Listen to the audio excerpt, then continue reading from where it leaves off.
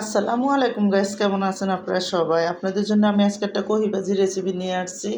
আমি আজকে রুই মাছের ডিম দিয়ে কহি ভাজিটা করবো। তো দেখুন, প্রথমে এখানে বেশি করে কটা পেঁয়াজ দিয়ে দিলাম, কয়েকটা কাঁচামরিচ মাঝখান থেকে বাইঙ্গা দিয়ে দিলাম।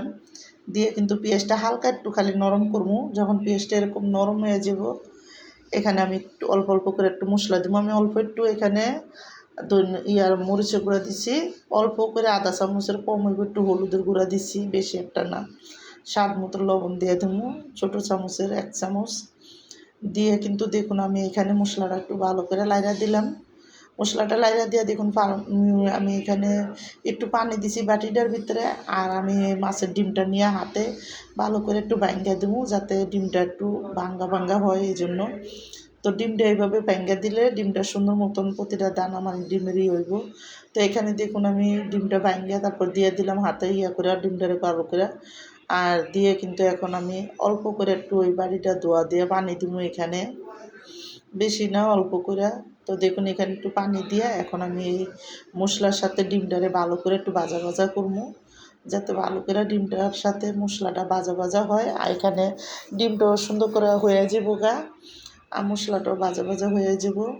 তো এখানে চুলার আঁচটা মিডিয়ামে রাইখা তারপরে কিন্তু আমি দেখুন ডিমটা লাইরা চেরা ভাজা নেব। আর ডিমটা যখন ভালো করে এরকম ভাজা ভাজা হয়ে তেল তেল উঠতে যাব, তারপরে কিন্তু আমি দেখুন এখানে সবটি ধুইয়া জড়া দিয়ে রাখছি। আর কহিটারে আমি এখন অর্ধেক দিয়ে ভালো করে মশলাটার সাথে আর ডিমের সাথে মিলাই দিব।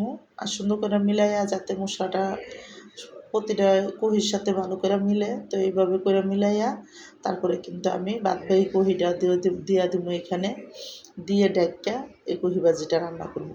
তো আমার এই রুই মাছের ডিম দিয়ে কহি ভাজির রেসিপিটা যাদের পছন্দ তারা লাইক সাবস্ক্রাইব দিয়েন, প্লিজ আমার ভিডিওটা বেশি বেশি শেয়ার করে দিয়েন আর সাবস্ক্রাইব করে দিয়েন। আর সবাই একবার হলে এরকম কহি ভাজি করে দেখেন, ডিম দিয়ে অনেকই মজা লাগে।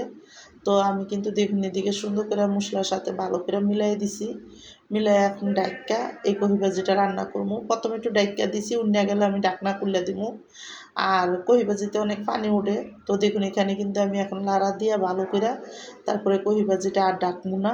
এখন আমি এইভাবে ফুলে ফুলে পানিটা শুকানো পর্যন্ত ভাজিটা রান্না করে নেবো। আর দেখুন পানিটা শুকায় কিন্তু কহি ভাজিটা ভালো মতো নরম হয়ে গেছে।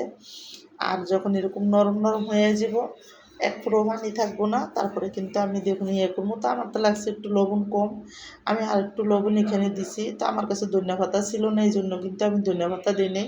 ধনিয়া পাতাটা দিলেও কিন্তু ভাজিতে মজা লাগে। তো দেখুন এরকম যখন করবেন, কোনো পানি বাড়িতেছে না, তেল তেল উঠতেছে, তারপরে ভাজিটা দেখুন আমি ভালো করে একটা বাটিতে বাইরে তারপরে নামাই দিছি।